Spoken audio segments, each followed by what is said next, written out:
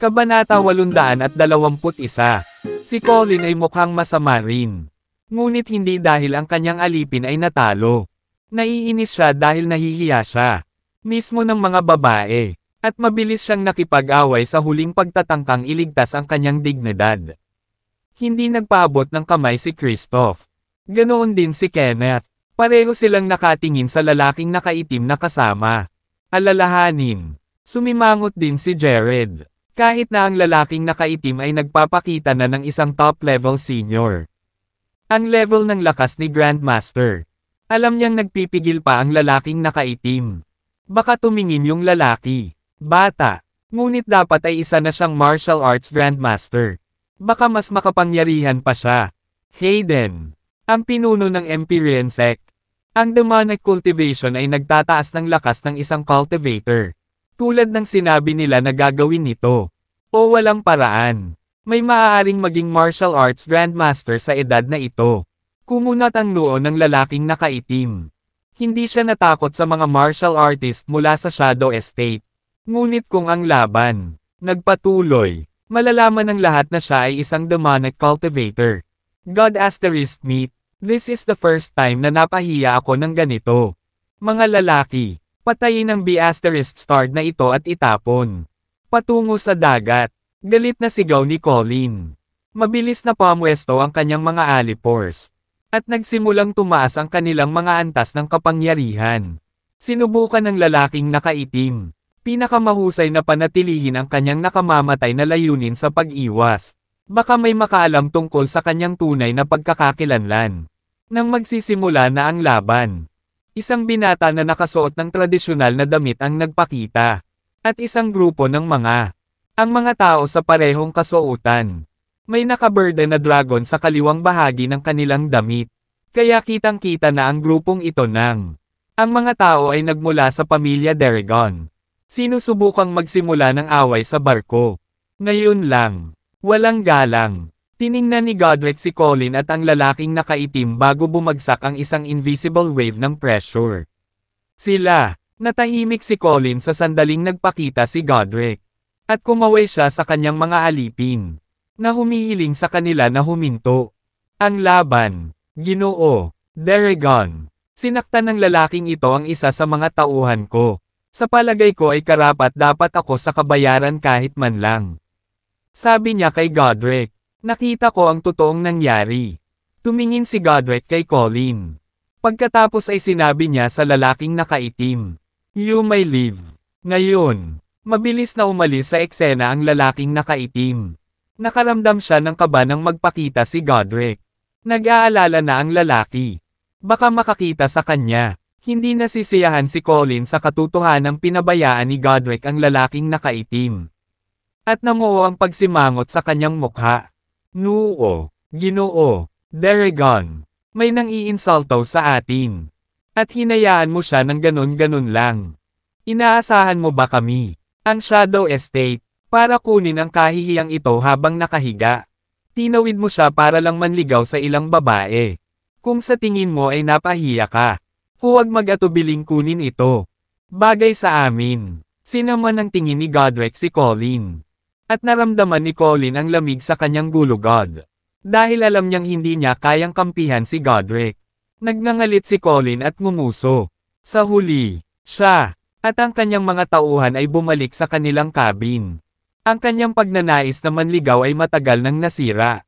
Maaaring malakas ang Shadow Estate. Ngunit hindi sapat ang lakas para labanan ang mga Deragons. Ang Deragon. At sapat na ang laki nila para mapatay ang anumang mas mahihinang nilalang. Matapos bumalik si Colin sa kanyang cabin. Tumingin si Godric sa mga babae at sinabi sa kanyang mga tauhan. Kunin ang mga babaeng ito ng room. At ibigay sa kanila ang card. Opo, Ginoo, hindi nagtagal. Nilabas ng mga Deragons ang isang silid at nagbigay ng card kay Godric. Ladies. Maaari kayong pumunta at makita ako kung may kailangan kayo. Ang pangalan ko ay Godric. Kung okay lang sayo, may tsa tayo. Ibinigay ni Godric kay Josephine ang keycard.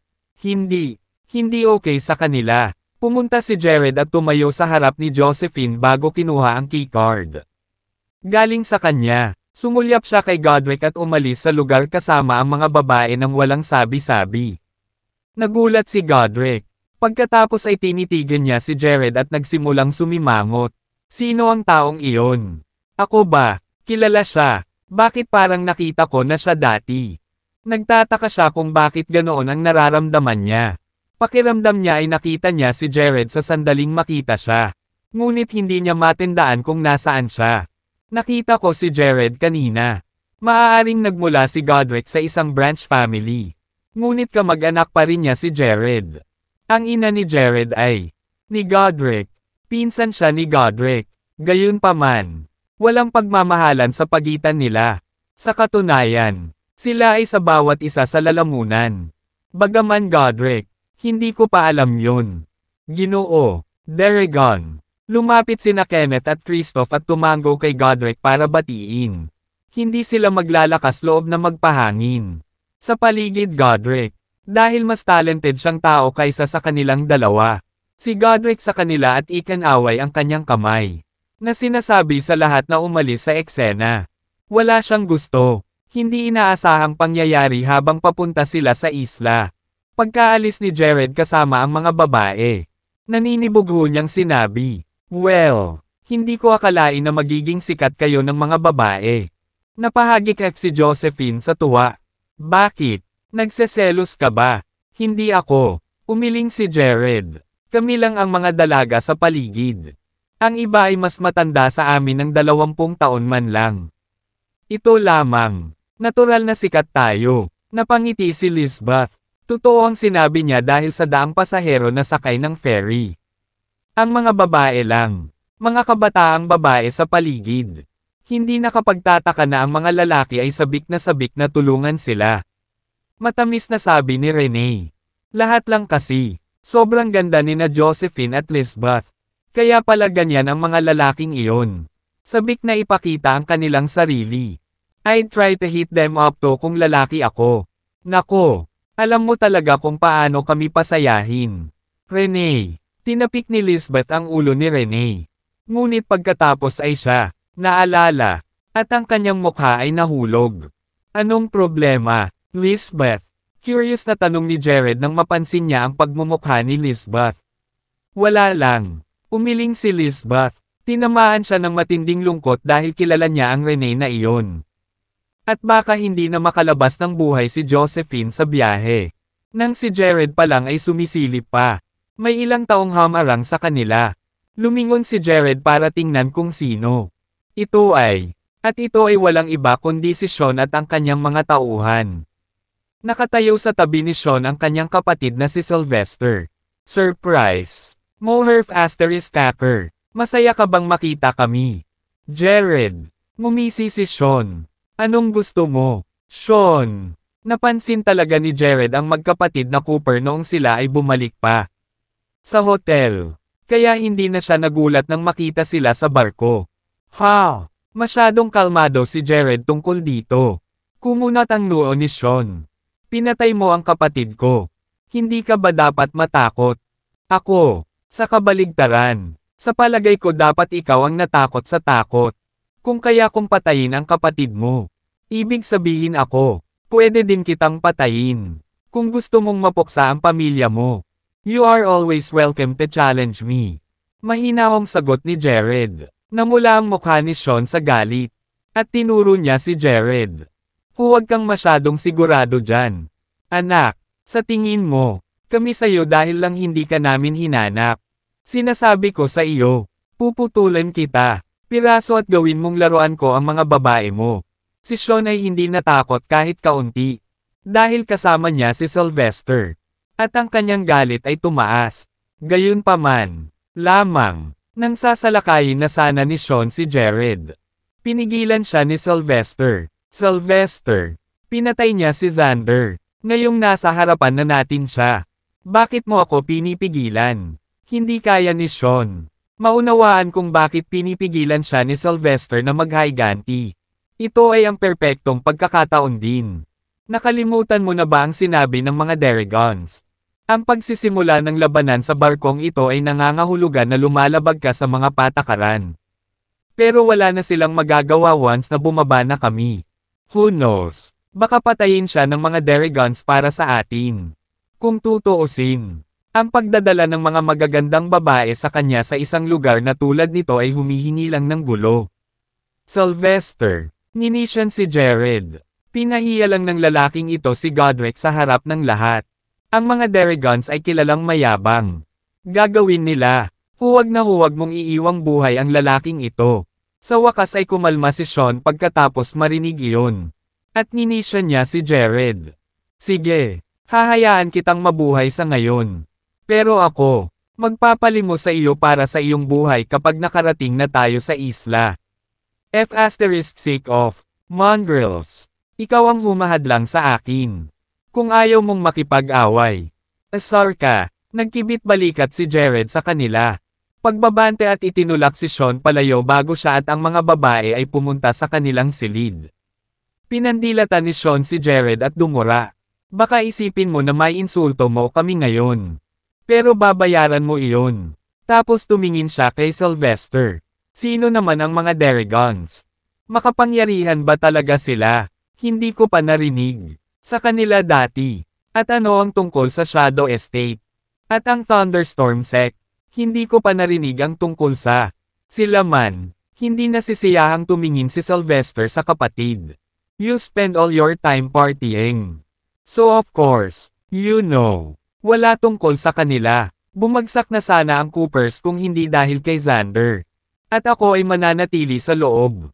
Ang lupaing ninuno sa hinaharap. Hindi ako makakabalik ng madalas. Kaya nasa iyo na ngayon para suportahan ang pamilya. You had better work for it.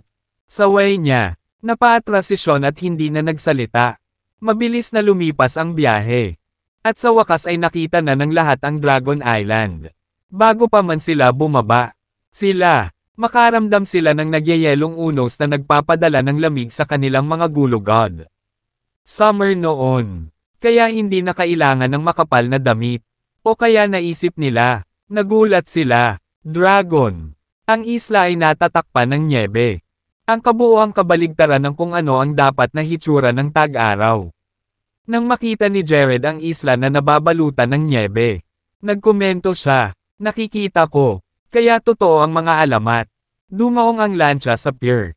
At inihayag ni Godric sa pamamagitan ng pasistem. Mga pasahero. Ang bundok, sa harap mo ang Mount Ice Drake.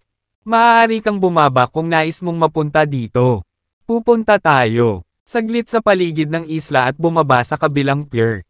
Nasa iyo ang pagpili. Bumaba ang spiral staircase ng ferry. Na nagpapahintulot sa mga pasahero na bumaba. Gayunpaman, wala sa kanila. Umalis sa lancha kahit ilang sandali pa. Walang gustong mapunta sa nagyayelong lupain. At dahil ang buong lugar ay natatakpan ng nyebe, walang mga halamang gamot sa isang lugar na tulad nito.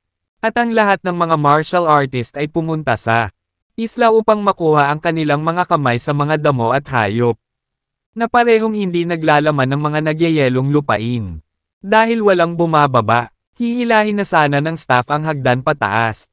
Ngunit pagkatapos, sina Jared at ang mga babae at bumaba sa hagdanan na ikinagulat ng lahat. Nang makita ito, ang mga tao ay sumabog sa isang mainit na talakayan. Galit ba ang lalaking ito? Not to mention sinasama niya ang mga babae. Baka mamatay sila sa freeze dito. Mukhang hindi sila nandito sa treasure hunt. Para silang nasa bakasyon. I mean, sinong pumasok? Ang kanilang tamang pag-iisip ay magdadala ng 3 babae kasama nila sa isang treasure hunt. Tama ba? Hindi sila magyayelo hanggang mamatay. Maaari silang makipagsiksikan at mag-ehersisyo para magpainit. Kunin ko, star ng batang iyon na magkaroon ng 3 babae ng sabay-sabay. Ang mga pasahero ay naiinggit kay Jared sa pag-alis kasama ng mga babae. Pagkababa ni Jared at ng mga babae. Sumunod naman si Kristoff at ang kanyang mga tauhan. Simula nung kinuha ni Kristoff. Sa kanyang pag-alis, sumama rin sa kanya sina Kenneth at Colin. Bumagsak ang pagnanais na bumaba sa bahaging ito ng isla matapos umalis ang 3 binata. Bagamat nag-aalala ang karamihan kay Jared at sa mga babae, hindi sila nang ahas na gumawa ng anumang aksyon. Pagkatapos ng lahat, ito, halatang hinahabol ng mga lalaki ang mga babae. Ano ang dapat nating gawin ngayon? Sylvester. Tanong ni Sean kay Sylvester matapos niyang makitang bumaba na si Jared. Pagkatapos ng ilang pagsasaalang-alang, nagngangalit si Sylvester ng kanyang mga ngipin. Bababa din tayo. Kailangan niyang ipaghiganti ang kanyang kapatid. Kaya dapat nilang sundin si Jared. Dapat niyang patayin si Jared sa isla kung gugustuhin niya. Takasan ang anumang parusa. Nang mapansin ni Jared ang grupo ng mga tao na sumusunod sa kanila. Bumagsak ang kanyang mukha. Ang dahilan kung bakit pinili niyang bumaba. Sa mga lupaing nababalutan ng nyebe ay walang sino man ang nagnanais. Ang paggalugad ng mag-isa ay magiging labis. Mas madali para kay Jared na angkinan ang draconic essence. Kung napakaraming tao sa paligid. Mahihirapan siyang gumalaw kahit na mayroon siya. Mapa. Ni hindi niya ilalabas ang mapa sa kasong ito. Kung alam nilang nasa kanya ang mapa ng isla. Gagawin nila. Pumatay upang makuha ang kanilang mga kamay dito. Sumilip si Colin kay Renee. At muntik na siyang maglaway. Well. Hindi ko kayo inisip na Bob Arrow. Pero tatlo sila. At tatlo kami. Ito ay perpekto. Maaari tayong magkaroon ng isa. Bawat isa. Tinatawagan ko si Dibs on Ponytail Girl.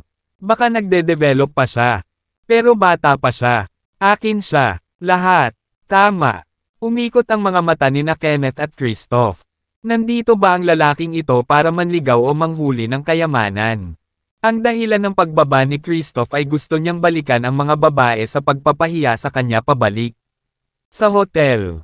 Pagkatapos ng lahat, ang pagmamataas ay ang pinakamahalagang bagay para sa mga mayayamang batang lalaki tulad ni Christoph. Si Kenneth, gayunpaman, ay wala doon para sa mga babae. At wala rin siyang anumang alitan na dapat ayusin. Siya lang ang dumating. Kasi ginawa ni Christoph. Hindi niya gusto si Christoph. At gusto niyang makipagkompetensya sa lalaki sa lahat ng posible. Pagkakataon. Sabay ding nagpakita si Sylvester at ang Cooper. Nang makita sila ni Colin ay kumunat ang noo niya. Sylvester at Sean. Hoy! Hindi ba kayo masyadong matanda para sa mga mas batang babae? Lalaki, sa tingin mo ay mayroon ka kung ano ito. Kailangan manligaw ng isang binibini. Sina Sylvester at Sean ay nasa edad 40 at 50. Natural. Nakita sila ni Colin bilang nasa katanghaliang gulang na mga lalaki. Bakit ba nilang manligaw ng mas batang babae sa ganitong edad? 1/3. Gusto ni Sean na turuan ng leksyon si Colin dahil sa pang-iinsulto sa kanya. How dare a Grandmaster Brat na kausapin ako ng ganyan? Gayunpaman, pinigilan ni Sylvester ang kapatid at ngumiti kay Colin. Na misunderstood mo kami, Mr. Zer. Kami, hindi interesado sa mga babaeng iyon. Mayroon kaming beef upang manirahan kay Jared. At ito ang perpektong lugar. Tapusin ang mga bagay sa kanya. Tinuro ni Colin si Jared. Iyan ba ang lalaking sinasabi mo? Oo, tama iyan. Tumango si Sylvester. Sige, basta layuan mo ang mga babae. May sapat lang para sa akin at sa mga kaibigan ko. Colin, pumayag. Tahimik na ngumiti si Sylvester. Maaaring makapangyarihan ang mga Cooper. Ngunit ayaw niyang tumawid sa mga binata. Gayunpaman. Tsaka galing sa Branch family si Sylvester kaya kung talagang tinawid niya ang mga binata. Siya, nagdududa ang kanyang pamilya na ipagtanggol siya. Nang patungo na kay Jared ang magkapatid na Cooper at ang kanilang mga ungol. Bumaba ang isa pang pasahero. Ito ay walang iba kundi ang lalaking nakaitim na nasugatan ang alipin ni Colin pabalik sa lancha. Galit na galit si Colin nang makita niya ang lalaking nakaitim. Ngunit wala siyang sinabi, dahil alam niyang hindi dapat maging ang lalaki. Pinaglalaroan, kahit na hiniling niya sa mga inaakalang kaibigan niya na protektahan siya. Hindi niya kilala si Kenneth. Hindi rin si Christoph ang tutulong sa kanya. Magkaibigan lang sila sa pangalan lang. Napansin din ni Jared ang lalaki. At bumagsak ang mukha nito. Pagkatapos ay kumunat ang noo niya. She asterisk T. Lahat ng tao dito, makapangyarihan. Ang misyon na ito ay nagiging mas mahirap sa bawat minuto. Gayunpaman, ang tanging ginawa ng lalaking nakaitim ay sumulyap sa kanila bago pumunta sa kabilang direksyon. Evidently, wala siya planong maglakad kasama si Jared at ang iba pa. May nagpahayag sa pamamagitan ng pasystem. Babalik kami sa loob ng 3 araw para kunin kayong lahat. Kung ikaw, hindi makakarating. Pagkatapos ay maiiwan ka sa isla. Si Godric sa kanyang silid sa pinakamataas na bahagi ng lancha. At ngumisi siya sa mga pasahero na bumaba sa barko. Kawili-wili. Ang grupong ito ng mga pasahero ay maaaring mag-spark ng isang bagay na dapat panoorin. Sir, sa tingin mo ba ay kasama sa kanila ang hinahanap natin? Nakatingin ang Alapiers ni Godric. Si Jared at ang iba pa. Aniya, ang mga matatanda ay wala sa tanong. At ang mayamang trio ay hindi pwede. Siya, sa tingin mo ba ito ang lalaking nakaitim? Mukhang may tinatago siya. Hindi na kailangang manghula. Malalaman natin kung sino siya sa loob ng 3 araw. Pinaikit ni Godric ang kanyang mga mata. Hindi ko kaya. Wait to meet my cousin. Iniisip ko kung ano ang hitsura niya. Tumunog ang busina mula sa lancha. At umalis ito sa pier. Pagkaalis ng lancha, pinangunahan ni Sean ang kanyang mga tauhan. At pinalibutan si Jared. This time, hindi na siya pinigilan ni Sylvester. Pinatay ni Jared ang kanyang kapatid. At dapat si Sylvester, ipaghiganti siya. Samantala, nanatiling kalmado ng pipino si Jared sa kabila ng napapaligiran. Ang mga babae, gayunpaman, ay nagsisimula ng kabahan. At nagsiksikan sila kay Jared. Hoy, Jared, I bet wala ka nang magagawa ngayong wala ka nang magpoprotekta sa'yo ha. Nasa malayong lugar kami, at halos nag-iisa ka. Oras na para makaganti ako. Sinuntok ni Sean si Jared. Bilang isang senior grandmaster, ang suntok lamang ni Sean ay sapat na upang lumikha ng A. Maliit na bagyo ng nyebe. Ngunit hindi iyon nagpapahina kay Jared. Sa halip, bumantong hininga si Jared. Ngayon ay isang paraan iyon para makuha. Ikaw ang pumatay. Akmang susuntukin na siya ni Jared. Nauna na si Renee. Hindi mo mapupuntahan si Jared. Maliban kung sasabihin ko. Nilapitan ni Renee si Sean sa isang segundo. At nagulat iyon kay Sean. Dahil gusto ni Colin ang mga babae. Buhay. Kinailangan ni Sean na magpigil. Kung talagang pinatay niya si Renee, maaaring hilingin ni Colin ang kanyang ulo bilang kapalit. Binawasan niya ng kalahati ang kanyang lakas. At sa wakas ay nagbanggaan ang mga manlalaban. Ang banggaan ay nagbunga ng isang malakas na putok. At, ng mga shockwaves ang nyebe sa kanilang paligid hanggang sa hangin. Na walang naiwan kundi ang hubad na lupa. Sa likod, kasabay nito, pinalipad si Sean pabalik mula sa impact. Ang kanyang loob ay kumukurot. At siya, umubo ng dugo mula sa pinsalang natamo niya. Sean! Si Sylvester ay lumundag sa hangin at sinalo ang kanyang kapatid. Na pinipigilan itong bumagsak sa lupa. Napatulala ang lahat ng makitang pinalipad ni Renee si Sean sa isang suntok. Natuwa si Colin. Gayunpaman, dahil hindi siya natakot sa sobrang lakas ni Renee. Marahas na umubo si Sean. Nagbuga ng mas maraming dugo habang ginagawa niya iyon. Mabilis na nagpadala si Sylvester ng isang hiwa ng kanyang marshal. Enerhiya sa katawan ni Sean at pinanatiling kontrolado ang kanyang mga sugat. F***, nagpigil ako kasi babae ka lang. Pero all out ka. Papatayin talaga kita. Si Sean noon. Galit na galit. Isang babae ang nagpalipad sa akin ng isang suntok. Nakakahiya lang yan. Nang akmang aawayin muli ni Sean si Renee. Dumating si Colin para ipagtanggol siya. Dapat mong isipin ang iyong mga salita. Ikaw B****. Isa kang malaking tao na kakabugbog lang ng binibini. Mahina ka, kaya aminin mo na lang. Insultuhan mo ulit siya at puputulan ko ang dila mo. Madilim na ungol niya. Si Sean ay nagalit na. Sa simula, at ang pang-iinsulto ni Colin ay nagpasiklab sa kanyang galit. Sino ka sa tingin mo? Ay, isa ka lang hamak na grandmaster. Kaya kitang patayin sa isang daliri lang. Ano ang susunod? Sasabihin mo ba sa akin na ikaw ay mula sa Shadow Estate? Well, the joke's on you because I don't even know what the F***sake. Klaseng lugar yan. Kaya boss off, hindi inaasahan ni Sylvester na lalaiti ni Sean si Colin. At sumimangot siya. Nakaramdam ng pagpatay si Colin matapos makatanggap ng ganoong uri ng insulto. Ikinumpas niya ang kanyang kamay. At lumapit ang kanyang mga alipin. Ay back up siya. Ang mga Cooper at ang grupo mula sa Shadow Estate ay nasa isang maigting na paghaharap. At isang labanan. Magsisimula na sana. Ginoo. Zer. Hindi yun sinasadya ng kapatid ko. Nagiging impulsive lang siya. Humihingi ako ng paumanhin sa ngalan niya. Ngunit, huwag mo sana kaming pigilan sa paghihiganti. Mabilis na paghingi ng paumanhin ni Sylvester nang makitang sila nga. Magsisimula ng hindi kinakailangang labanan. Paghingi ng tawad. Iyan ay ilang walang kwentang ***. Sabihin mo sa kanya na lumuhad sa harap ko at baka isipin ko na palayain siya. Tinanggihan ni Colin ang paghingi ng tawad. At ang sagot ay nagpabagsak sa mukha ni Sylvester. Ginoo, Zer. Iminumungkahi ko na umatras ka rito. Alam kong makapangyarihan ka at ang mga tauhan mo. Pero galing tayo. Hindi rin madaling biktimahin ang pamilyang Cooper. Malamig na kumikinang ang mga mata ni Sylvester. Ang banta ni Sylvester ay hindi umubra kay Colin. Gayunpaman, ang ginawa lang nito ay nagdagdag ng gatong sa ninggas ng galit ni Colin. Ang Coopers. Ano ang F***sake parang pamilya ba yan?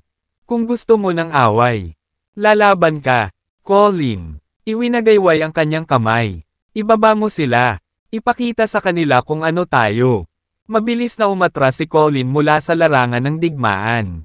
Kapag ang lahat ay sinabi at tapos na, siya ay walang iba kundi isang Grandmaster. Ang kailangan lang gawin ng kanyang kalaban ay ilabas ang kanilang aura.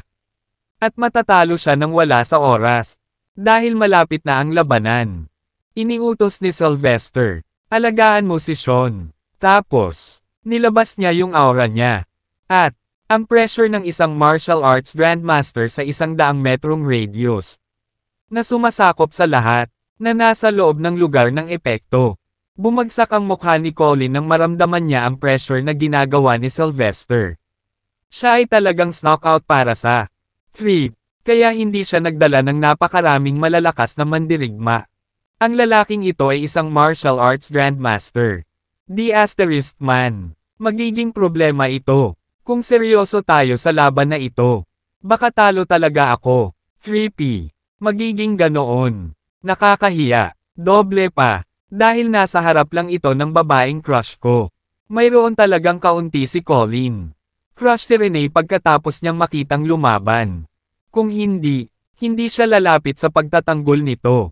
Tumingin siya kina Kenneth at Christoph para humingi ng tulong. Pagkatapos ng lahat, mayroon silang martial arts grandmaster sa kanila. Mga lalaki. Samantala, ang mga tauhan ni Colin ay ginagawa ang lahat ng kanilang makakaya upang labanan ang panggigipit ni Sylvester. Ngunit ang tubig ay hindi pumasok. Kanilang pabor. Nang makita ni Christoph ang nagmamakaawang tingin na ibinibigay sa kanya ni Colin. Binigyan niya ng tingin ang isa sa kanyang mga tauhan. Ang matanda ay tumango, at ang kanyang mga damit ay tumalsik sa hangin. Kahit na walang hangin sa paligid. At pagkatapos, niya ang aura niya, nang tumama ang aura ng matanda kay Sylvester. Kinansela nila ang isa't isa. Sinamantala ng mga tauhan ni Colin ang pagkakataong mag-regroup. At napasimangot si Sylvester. Tumingin siya kay Christoph at sa matanda. Lalaki. Lumapit si Christoph at sinabi kina Colin at Sean. Maaari ba ninyong tapusin ang labanang ito dito? Nandito kami para maghanap, mga kayamanan. At kung maaari rin tayong makatagpo ng isang dragon. Hindi namin kailangang mag-away kaagad pagkatapos namin. Mapunta sa islang ito. Kinuha ni Colin ang pagkakataon na gawin ang kanyang graceful retreat. Dahil ikaw ang nagtatanong, hahayaan ko ang bagay na ito. Slide. Papatayin ko sila kung hindi. Tumingin si Jared kay Colin. At halos tumawa ito ng malakas. Lalaki. Nakakatawa ang lalaking ito. Gustong sampilan ni Sylvester si Colin dahil sa sinabi niyang iyon. Ngunit dahil kinakampihan ni Kristoff si Colin, hindi niya magawa. Pilitin na magpatuloy ang laban. Kung tutuusin, hindi siya sapat na makapangyarihan para labanan ang dalawang pamilya ng sabay-sabay. Mabuti naman. Kung yan ang gusto mo, Mr. Shalvas. With that, umalis na si Sylvester. Sylvester. Tinawag siya ni Sean. Nagtataka kung bakit hindi nakikisama ang kapatid niya kay Jared. Aalis na kami. Sinaman siya ng tingin ni Sylvester. Naiwan na walang pagpipilian. Maaari lamang umalis si Sean. Kahit na may isang taong kailangang tumulong sa kanya. Bago siya umalis, sinaman ng masamang tingin si Jared. Hindi ka pwedeng magtago sa likod ng mga babae mo habang buhay. Jared, tandaan mo yan. Matapos umalis ang mga Cooper, iniluwa sila ni Colin. Sa tingin mo ikaw lahat yan ha? Scholes. Nakatakas ka lang dahil nakasnock ako at nakadala lang ng limitadong bilang ng mga manlalaban. Nang marinig iyon, sa wakas ay naunawaan ni Kenneth at Kristoff kung bakit siya pinayagan ng mga magulang ni Colin na pumunta sa isla. Na may iilan lamang na senior grandmasters bilang bodyguard niya. Kaya tumango ang lalaking ito. Ang Shadow Estate ay dapat maging magulo ngayon. Nang matapos si Colin sa pagbabanta, tumalikod siya at tinanong si Renee. Ayos ka lang ba, Ginang? Tumingin sa kanya si Renee at tumango. Well, ngayong tapos na ang lahat ng hindi ka nais-nais. Hayaan mo akong magpakilala. Ako si Colin. Ngumiti si Colin. Kanya at inabot ang kamay. Hindi nakipagkamay si Renee. Sinagot lang niya ang Renee sa isang tahimik na tono bago siya bumalik. Jared, dapat tayong pumunta ngayon. Umalis na si Jared at ang mga babae. 3 araw lang sila, kaya wala silang oras na sayangin. Wala na, nakita siya ni Colin. At nagsimula siyang ngumiti ng pipi. Renee, ang ganda ng pangalan niyan. He mumbled kanyang sarili. Si Kristoff nang makita si Colin na parang kinikilig. Hindi ka naman pwedeng mahulog sa kanya diba? Colin. Matapat na tumango si Colin. Oo meron ako. Nagulat din si Kenneth. Brew. Natulog ka na sa hindi mabilang na mga babae. At hindi ka kailanman nahulog. Sino man sa kanila. Pero nakuha ng babaeng iyon ang atensyon mo. Hindi pa siya fully developed. Pinandilata ni Colin si Kenneth. Huwag mong bastyusan ang girlfriend ko. Kenneth. Type ko siya. Si Kenneth ay hindi natakot kay Colin. At humagalpak siya ng tawa. Masyadong mataas ang iniisip mo. Sarili mo, pare. Ang iyong kasintahan. Malamang hindi kanya gusto. Ni Kristoff ang balikat ni Colin. Alam naming nagbibiro ka lang. Pagkatapos ng lahat, ikaw ay isang taong hindi nakakakita. Mga bagay sa pamamagitan ng bibigyan kita ng 2 araw bago mawala ang pagmamahal mo sa kanya. Ipinahayag ni Colin, hindi ako mawawala ng interes. Ipapanalo ko si Renee. Sa pamamagitan nito, pinangunahan niya ang iba sa pagtugis. Ang grupo ni Jared, halos hindi pa sila nakakadalawang hakbang nang lumingon si Colin para kausapin sina Kenneth at Kristoff. Bolt off, kang makipagkulitin sa mga kaibigan ni Renee. Got it? Kung gusto mong tamasahin ang kumpanya ng mga babae, padadalhan kita ng truck pagkabalik natin. Ngumuso si Kenneth at sumagot. Cut it out. Hindi ko sinabing makikipaglaro ako sa kahit na sinong babae. Iyon ay, lahat ay nasa iyong imahinasyon. Hindi siya bumaba sa bangka upang habulin ang mga babae noong una. Si Kristoff, sa kabilang banda, ay naging interesado sa paghagupit sa magandang Josephine. Ang walang kwentang babala ni Colin ay napangiti siya at sinabing, sige, isasakripisyo ko ang sarili ko para ang iyong kaligayahan. Kenneth, Kristoff, ay treat ko kayong dalawa ng inumin pagkatapos nito. Nag-anunsyo si Colin bago nagmamadaling umalis. Pagtugis, nagkatinginan sina Kenneth at Kristoff bago sumunod kay Colin. Samantala, dinala ni Jared si Josephine at ang iba pa sa mas malalim na isla. Pagkatapos suriin na walang tao, sinusundan sila. Kinuha niya ang kanyang mapa at tiningnan ito. Kinumpirma niya ang kanilang mga saloobin at nagpatuloy. Naglalakad. May kaunting bakas ng aktibidad ng tao sa isla. Dahil sa makapal na nyebe, mahirap makakita sa distansya. Bukod pa rito, ang isla ay nababalot ng siksik na espiritual na enerhiya. Huminga ng malalim si Josephine habang nakapikit. Bamantong hininga siya. Nakakamangha ang hangin sa islang ito. Napangiti si Jared nang makita ang ekspresyon ni Josephine at nagkomento. Huwag kang huminga gamit ang iyong ilong. Subukan mo, na gamitin ang iyong katawan upang sumipsip ng hangin sa paligid. Naramdaman ni Josephine ang espiritual na enerhiya sa isla dahil sa detoxification pill na mayroon siya. Natupok ng mas maaga. Ito ay kung paano niya nakita ang pambihirang kasariwaan ng hangin sa mga rehiyon na may mataas. Antas ng espiritual na enerhiya. Hindi mo na kami kailangang i-lecture niyan. Ginoo, matagal na kaming tinuruan ni Derigon ng trick na iyon. Pang-asar ni Lisbeth. Sina Josephine at Lisbeth ay parehong kumain ng detoxification pills. Ang kanilang mga katawan ay dumaan sa mga pagbabago na iyon. Pinahintulutan silang makita ang pagkakaroon ng espiritual na enerhiya. Nag-aral din sila ng mga pamamaraan ng paglilinang at natutong sumipsip ng espiritual na enerhiya sa kanilang mga katawan. Opisyal na nagsimula sa landas patungo sa espiritual ng enerhiya. Ang galing! Ang espiritual na enerhiya dito ay malakas, at maaari nating samantalahin ang pagkakataong palakasin sarili natin, sabi ni Jared. Ang mga pore sa kanyang katawan ay lumawak at nagsimulang sumipsip ng espiritual na enerhiya sa paligid niya na parang sila ay nagugutom. Si Jared ay nasa 4th year na ng Transcendence Phase. Pagtalo sa ikalawang antas na martial arts. Si Grandmaster ay mani para sa kanya. Gamit ang kanyang mag-e-craft, maaaring magbigay si Jared ng level 3 martial arts.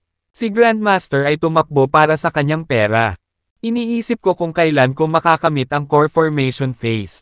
Kahit na ang isang martial arts Grandmaster sa kanyang tuktok ay gagawin. Halos hindi ako takutin noon. Hindi kailanman hinanggad ni Jared ang kapangyarihan at lakas ng higit sa ginawa niya sa sandaling iyon. Alam niyang ang pagiging invincible ang tanging paraan para mailigtas ang kanyang ina at mabayaran ang mga Derigons. Mga krimen. Sumakit ang kanyang puso nang maisip niya ang pahirap na dinanas ng kanyang ina sa mahigit 20 taon. Noon lang, naabutan ni Colin at ng kanyang mga tauhan ang grupo ni Jared. Colin rasp. Hintayin mo ako, Renee. Hintayin. Ako. Kahit na ang mga kakayahan ni Colin ay katumbas ng kakayahan ng isang Grandmaster. Ang kanyang pinalaki na pagpapalaki ay hindi 2/3. Inihanda siya sa matinding lamig sa isla. Bahagyang kumunat ang noo ni Jared nang makita ang mga tauhan ni Colin. Mahirap isagawa ang mga plano natin kung may mga tao sumusunod sa amin. Panunokso ni Josephine. Renee, gusto ka ba niya? Mukhang hindi nasisiyahan si Renee sa pagtugis ni Colin. Alam niya kung bakit sila nasa Dragon Island. At ang kanilang, kailangang kumilos ng mag-isa ang grupo. O mag-aanyaya lamang sila ng gulo. Lumapit si Colin sa grupo nila at ngumisi. He uttered, Renee, ang bilis mong tumakas, napakahirap gawin. Habulin kita, bakit mo ako sinundan? Reklamo ni Renee. Nauutol na paliwanag ni Colin. Nag-aalala ako na baka mabuli ka ng mga Cooper. Kaya hinabol ko, pagkatapos mo ng ilang mga reinforcements. At saka, delikado ang islang ito. Gusto kong protektahan ka mismo. Matipid na sagot ni Renee. Hindi ko kailangan ng proteksyon mo. Sina Jared, Josephine, at Lisbeth ay higit pa sa sapat. Hindi tulad ng maaari mong manalo ang sino man sa iyong kasalukuyang mga kakayahan pa rin. Ang kanyang masakit na tugon ay naglagay kay Colin sa isang alang-ainang posisyon. Maya-maya, bamulong siya. Marami tayong sanay. Mga mandirigma sa aming pamilya. Hindi ko sila sinama sa paglalakbay na ito. Huwag mo akong iwan dahil sa kahinaan ko. Kasanayan. Handa akong ibigay ang buhay ko para protektahan ka. Ang kanyang matapang na panata ay natigilan sa katahimikan ni Renee.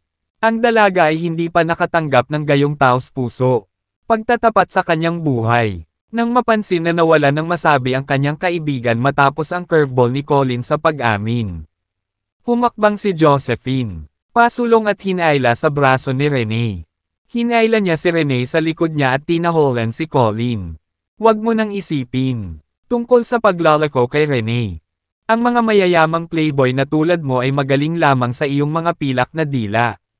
Pagkatapos ay kinaladkad ni Josephine si Renee habang tumalikod at umalis. Itinuro ni Lisbeth ang isang babalang daliri kay Colin. At sumirit, huwag kang maglakas loob na sundan kami. Ang tatlong babae ay nagpatuloy sa pagsunod kay Jared habang si Colin at ang kanyang grupo ay nakasunod sa kanila mula sa malayo.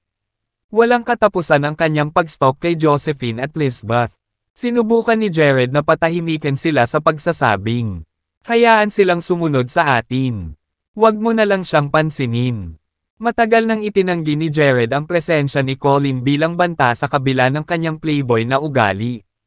Sa anumang kaso, ang mga lalaki, ang dala ni Colin ay mga mahihinang manlalaban. At kung ang pagtulak ay dumating upang itulak, alam ni Jared na maaari niyang talunin. Sila, ilang oras na silang naglalakad ng bumasag sa katahimikan ng isang nagbabantang alulong.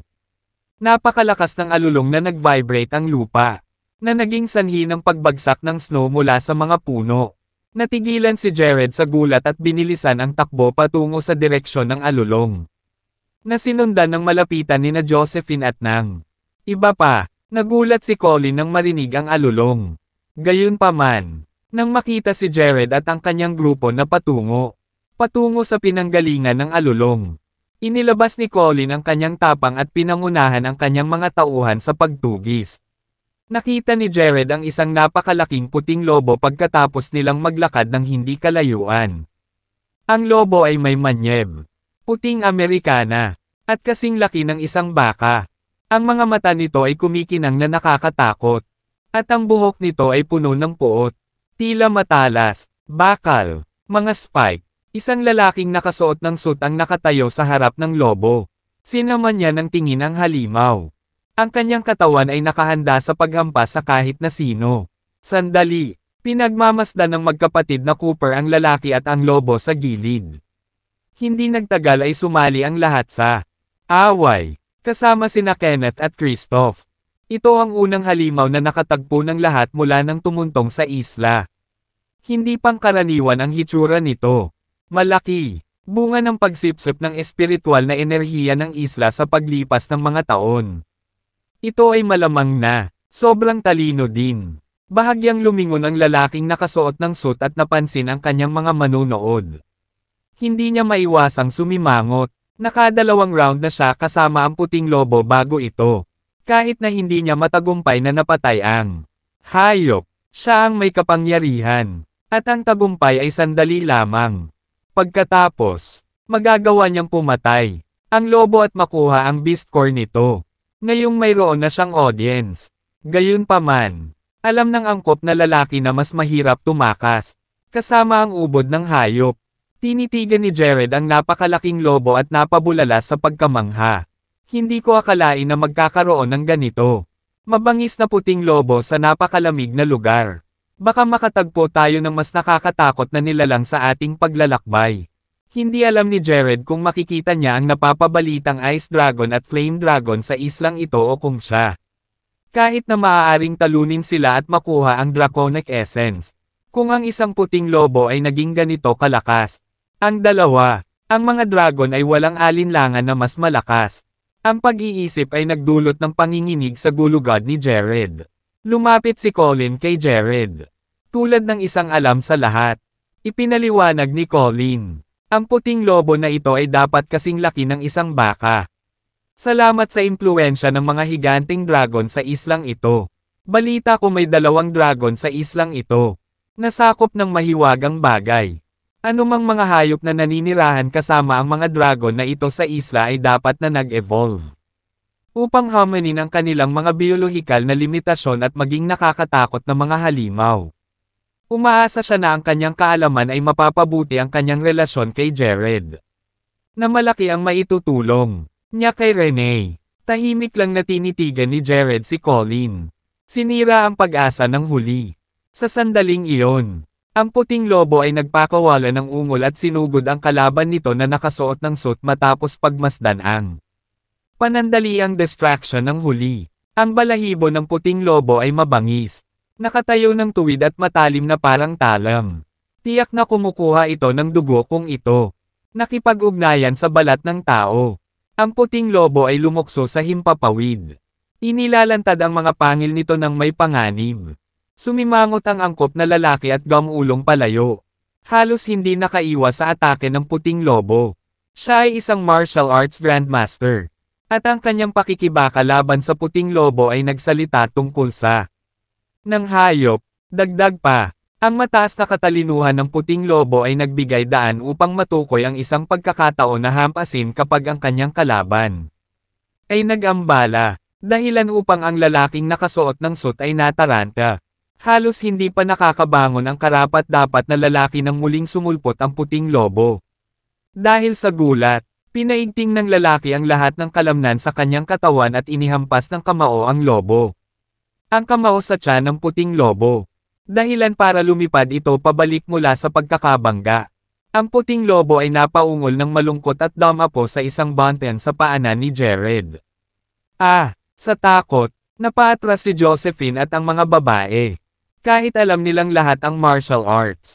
Ang laki ng puting lobo ay nagtanim ng takot sa kanilang mga nilalang. Nang mapansin ang takot ni Renee, si Colin ang gumanap bilang isang bayani na nagligtas sa isang dalagang nasa pagkabalisa. Hinugot niya ang punyal sa kanyang sinturon at sinabing, "Hayop lang, papatayin ko ito."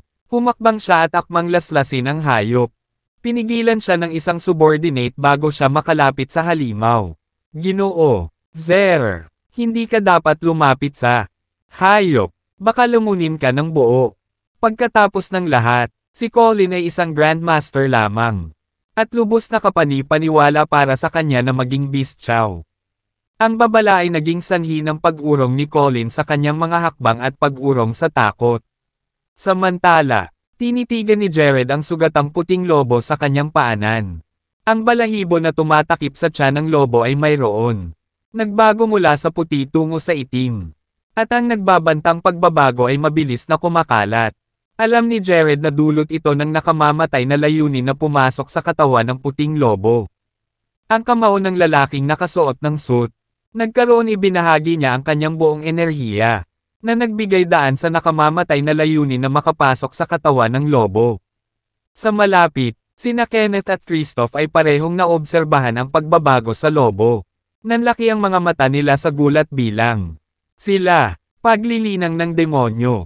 Agad na umakyat ang gwardya ni Sylvester nang mapagmasdan ang pagbabago. Pagkatapos, pinandilatan niya ang nakasuot ng suit.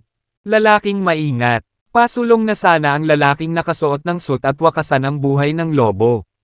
Napalunok siya nang mapansin niya ang madla. Napagtanto na natuklasan nila ang kanyang tunay na pagkatao. Ang lalaking nakasuot ng suit ay natigilan. Pag-aalinlangan. Damn it, isa siyang demonic cultivator. Galit na galit ako sa mga demonic cultivators. Nag-init ang ulo ni Kenneth. At, siyang humakbang patungo sa lalaking nakasuot ng suit. Christoph, kasama ang mga palaban na dala nila. Ang bawat sinaunang miyembro ng pamilya at angkan ay tinuruan na patayin ang mga demonic cultivator sa paningin. Dahil dito, ang mga demonic cultivator ay gumawa ng karagdagang pag-iingat upang itago ang kanilang mga pagkakakilanlan.